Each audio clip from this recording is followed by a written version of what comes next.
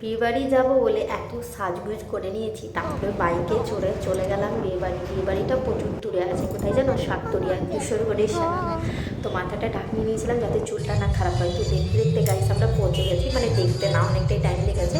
তো আমরা কিন্তু জানতাম না জায়গাটা ঠিক মতো, আমরা ফোন করে সেই জায়গাতে দাঁড়িয়েছিলাম। তারপরে একজন নিতে এসেছিলো, যে নিমন্ত্রণ করেছিল সঞ্জয়ের বন্ধু, মানে আমার বরের বন্ধু। তো ও নিতে এইটুকু বন্ধুটা।